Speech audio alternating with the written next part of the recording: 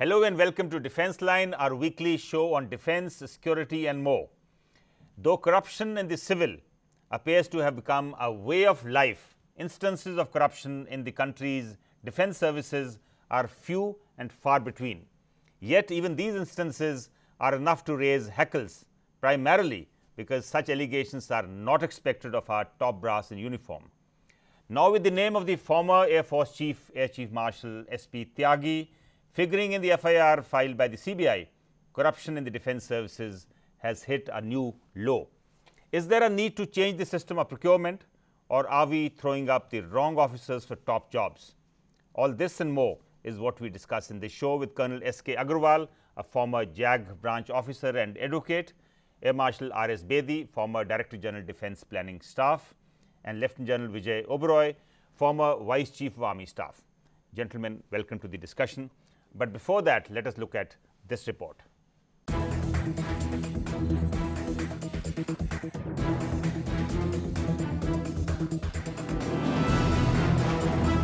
The Russian issue, the meat scam, the Sukna land controversy and now Choppergate.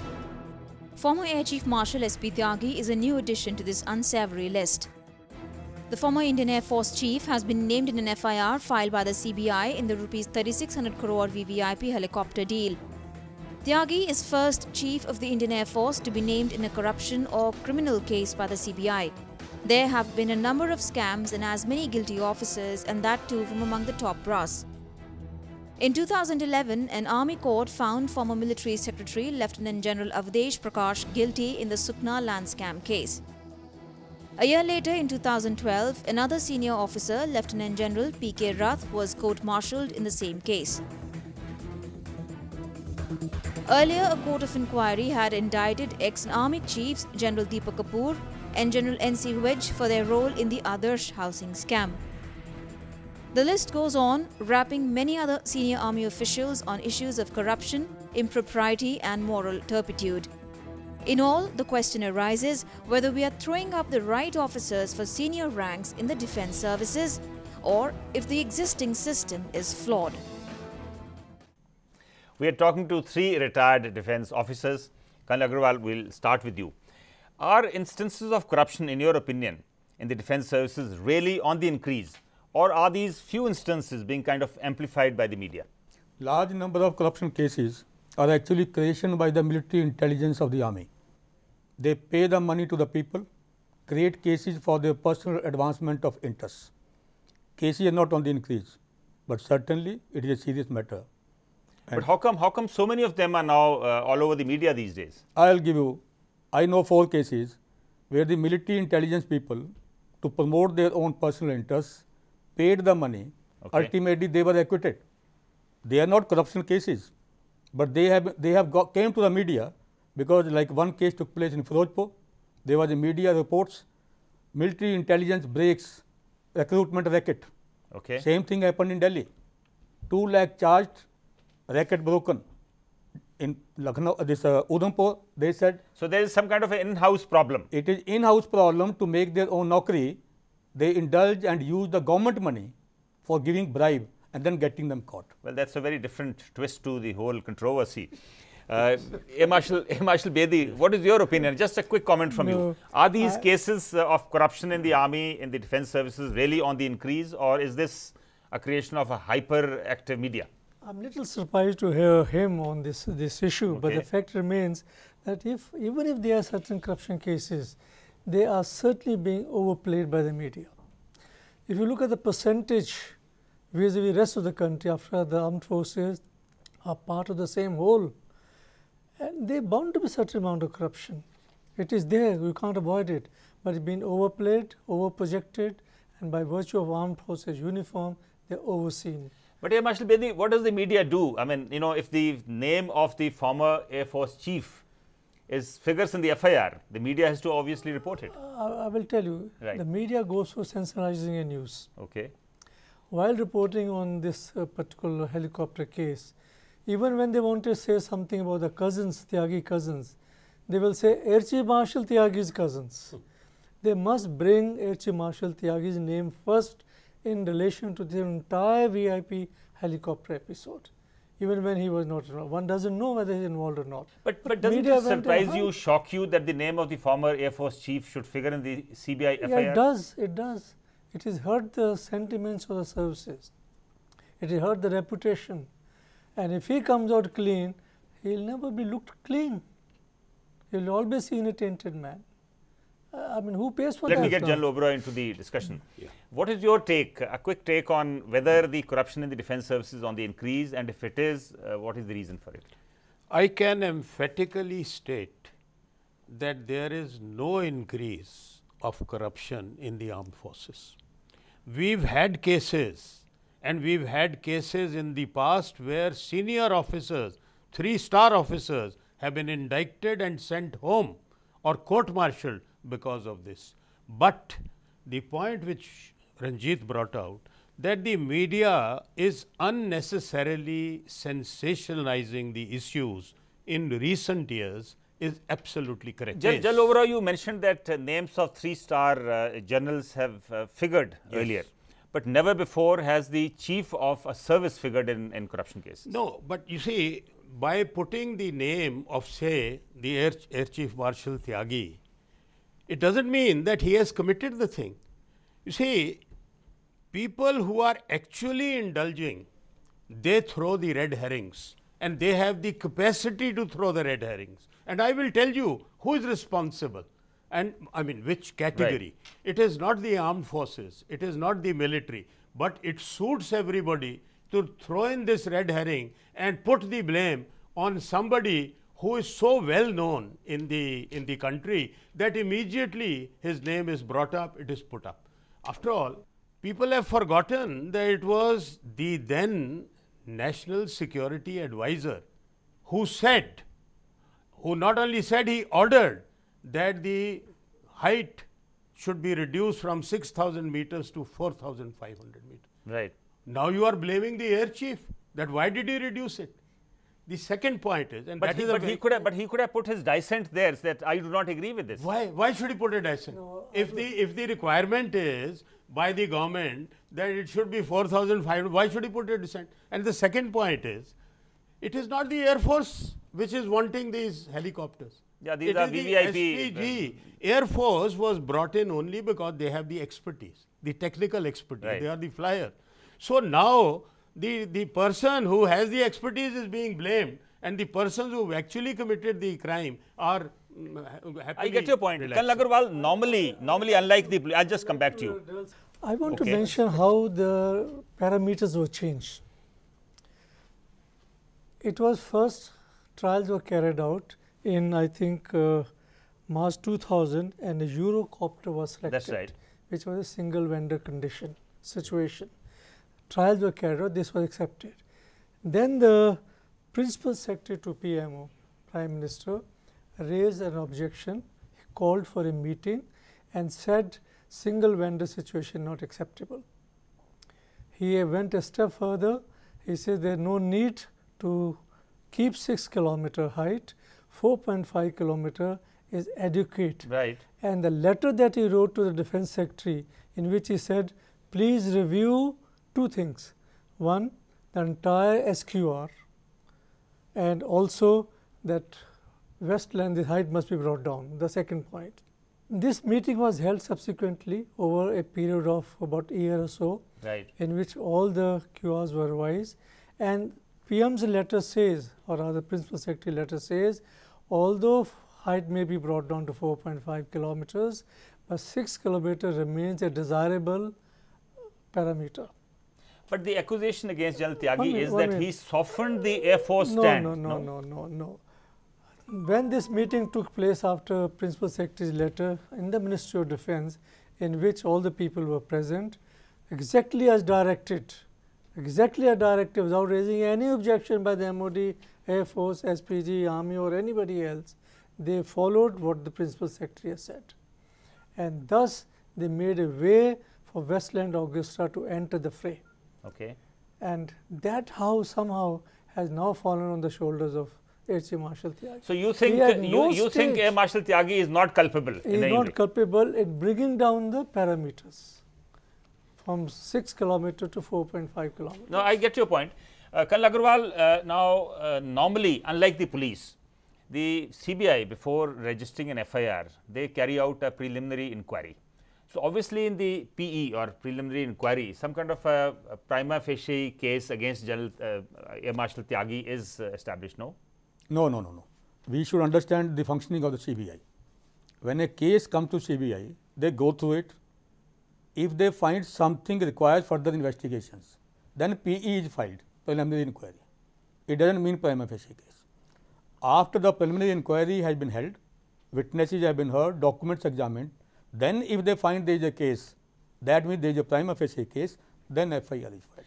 Now, in this case, the CBI has found that some kind of money transactions have been made to Air Marshal Tyagi's cousins. So, I think that is how the Air Marshal's name has been brought in. Unfortunately, just because they happen to be the cousins of the former Air Chief, Air Chief is being dragged into. It is something like, I will put other way around. Sonia's son-in-law is Vadera. So, news is Sonia's son-in-law Vadera involved in the land deal. How is Sonia connected with that? So no, that would be because he enjoys a certain protection because of Sonia Gandhi, no? So, similarly, Air Marshal Tyagi's cousins would be there where they are because they are Air Marshal Tyagi's cousins. No, I will come to that.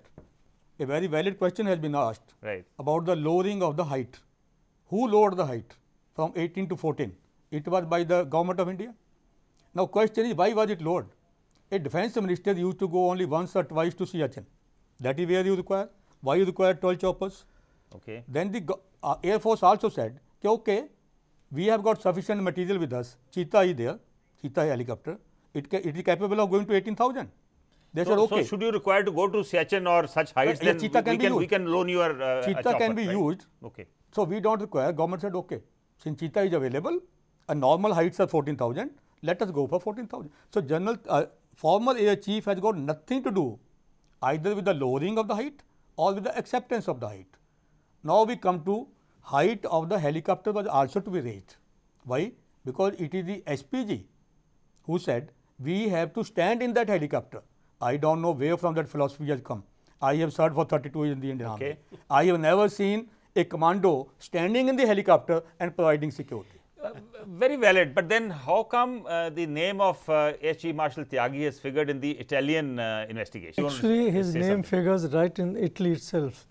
When a report by prosecution in Italian court was being progressed against Mr. Orsi, who was the CEO of the particular company. Yes, company. In that, the prosecutor said that the chief is instrumental, IF chief is instrumental in swinging the deal for which he was paid money. So, isn't that damning enough, Marshal Bailey? Yes, it's damning, but this statement been made by a prosecution witness in the court in Italy. To what extent is right? Nobody investigated. CBI has not investigated it. CBI has initiated the reaction based on this report. So, maybe we are giving too much importance to that one particular statement. And he goes on further to say that chief has modified the helicopter QR to meet this requirement, to get the Augusta into the frame. So, QR in defence parlance is qualitative requirement of the services. Requirement, we call it ASR, we call it GSQR, in Army we call it SQR now. Right, I will just General Oberoi, why is it that starting from the Bofors to the present day, almost every major deal has come under or is embroiled in some kind of controversy? I think before I answer this, let me clarify that there is a difference between defence and military. Unfortunately, the media and the people who want to shield themselves use it in synonymous terms, which is wrong. Right. Now, as far as why from Bofors onwards, and it is not Bofors onward, it started with the Jeep scandal a long time back when Krishna Menon was the defence minister. The point that goes back to the Chinese war. Chinese war before that and so on. So, there have been many cases. The reason is this, and I am talking now of systemic reasons. I am not talking about individuals being involved. Individual things. The reason is that our political leaders, our political parties and our bureaucrats have progressively become more and more corrupt. And for the kind of money which they need to fight the elections, where I believe the money spent is for one candidate between 25 crores to 100 crores or more, where is this money going to come from? From two sources, and both are under the control of our political class and the bureaucrats. One is defense deals, because the amounts are so huge, and the second is land. I am not going to talk about land, because that is not the subject of today, but the defense deals. And since you are in the field of the media, if you please do an exercise, you will find that 1.5 to 2 years before any general elections, the arms deals are made and these things come in, whether it is Bofors, whether it is artillery guns, whether it is aircraft. But this Chopper deal was made some time ago. I mean, the whole thing started from Italy, not from here. No, it has come out here. Of course, it started here. It started here in the sense that you change the criteria, you change the QR for ulterior reasons, not for reasons which are valid, because it was made that way. So, the point which I am trying to make is this: the reason why it is arms where corruption manifests itself is because of the huge amounts involved. I get your point. Yeah. But how does the military procurement system work? What is the role of the defense services? I'll tell you, served at very high levels. I think people do not understand how it works. I will try and explain it very, very briefly. There are 3 stages of how a weapon or a weapon system is procured. The first stage is between the service headquarters, the Ministry of Defence and the Ministry of Finance Defence, where it is after a lot of discussion, you come to a finalization that so much quantity of so much equipment is required. It is only an acceptance, and the Ministry of Finance Defence, in consultation with the Ministry of Finance, says that yes, we will be able to meet the funds. That is first. The second is the time which is purely relating to services. The preparation of the GSQRs. GSQR means General Staff Qualitative Requirement. The preparation of the engineering part. What are the technical parameters which are required for that particular weapon? Thereafter, at a later stage, comes the trials which the services carry out. And let me say this, that in every trial, every vendor's representatives are present. And so, therefore, this is the second. The third stage, which is the final stage, is the final stage where the actual negotiations for the procurement take place, in which the services have nothing to do. So, in the first 2 stages, there is no scope for corruption, because we are talking of technical things, we are talking of talking to each other. The corruption comes in the third stage, where the services have got nothing to do. General Oberoi, in the second stage, let us say in this case the surface ceiling of the chopper was lowered. So, that is why the second chopper company could actually come into the deal. No, but the reason for that was because the government wanted it that way. So, therefore, they said they do not like this single vendor business. No, what surprises me, Marshal Bedi, is that in this particular case. I just want to add a little thing what he said.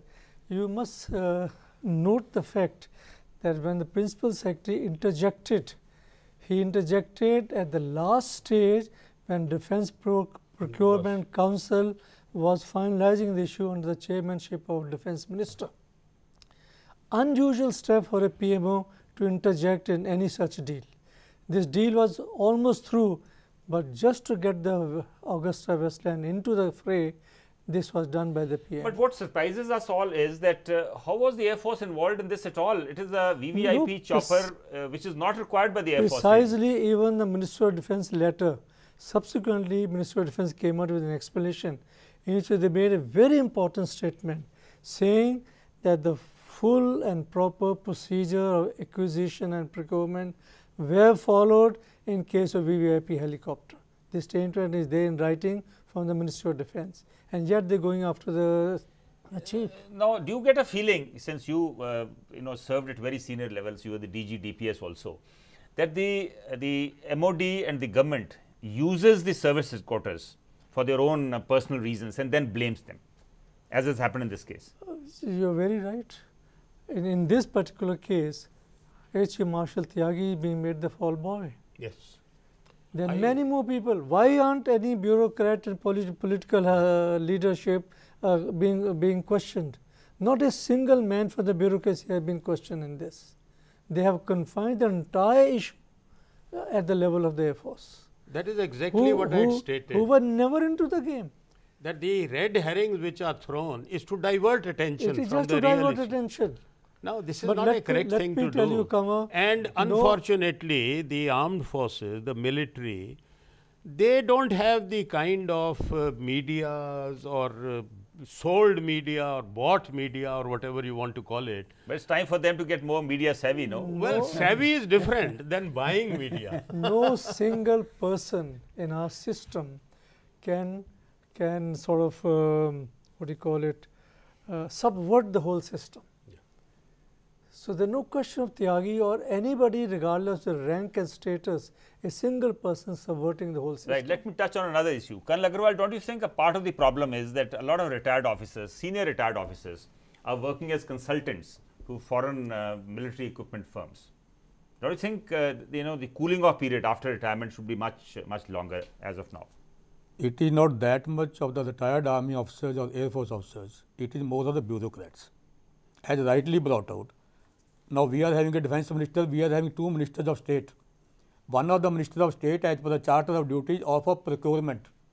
That is where the corruption lies, and nobody pays attention to that. Stop the bureaucrats and all those people who retire for 2 years not to have dealings.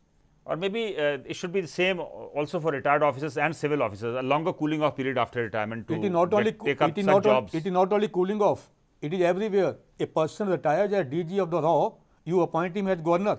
A person retires as chief of army staff, you appoint him as a governor. That is where the corruption seeds are there. General Oberoi, would you agree with Colonel Agarwal? No, what I want to say as far as this part is concerned is two things. Firstly, as far as the younger lot of people are concerned, that means up to the rank of colonels and below, and also our JCOs and Jawans, they retire at such young ages that they need a job. Okay. Now, you can't put the same specification. No, that point is valid, but what about the senior ranks? As far as ranks? the senior officers are concerned, I fully agree that senior officers must not get a job. There must be a cooling off period.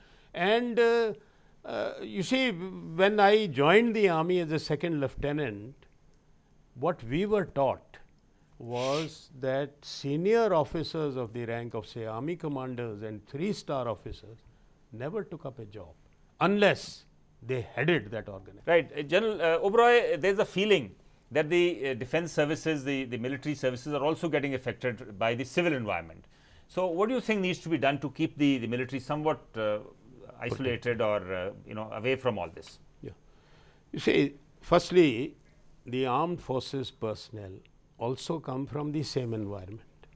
They come from the same area, they've got relatives in the same area, they go on chutti or leave to the same area. So, to say that they will not be affected is not correct. The point is, it is a question of opportunity, that is one, and second of character, these two. And the armed forces have emphasized right from the day, whether it is a cadet or a recruit, about honesty and about the principles on which we get. The point is this: we live in a glass house, and unfortunately or fortunately, the armed forces people are seen and looked at by everybody.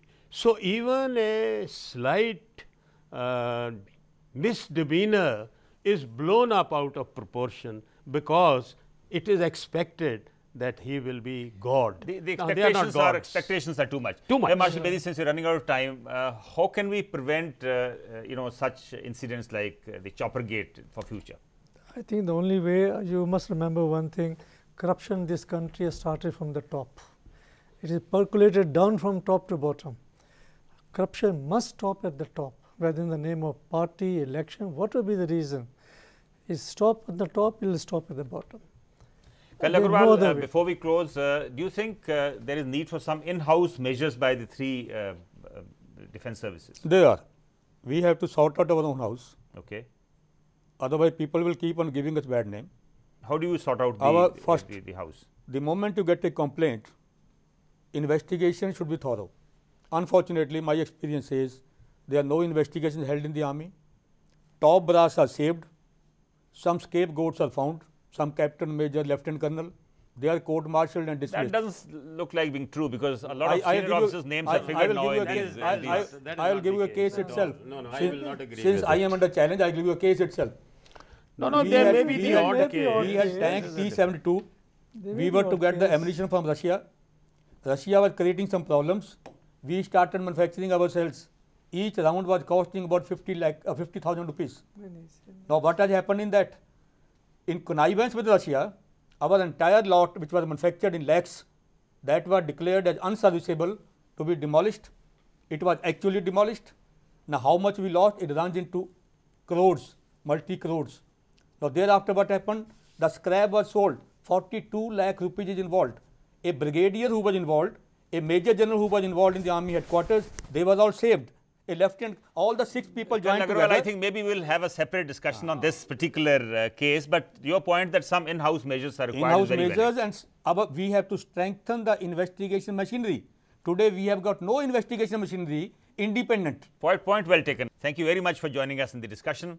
Though it is too early to draw conclusions in the infamous Choppergate case involving the former Air Force chief, this case should make us all sit up and take note of the need to bring about major changes in the system of procurement. The system must have more checks and balances. That is all in Defense Line today. Do write your feedback. Good luck and goodbye. खबरों की दुनिया में आइए, हमारे साथ कहीं भी और कभी भी जुड़िए। हम मिलेंगे फेसबुक पर, हम दिखेंगे यूट्यूब पर, हमें फॉलो कीजिए ट्विटर पर। खबरों के साथ बने रहिए रात दिन।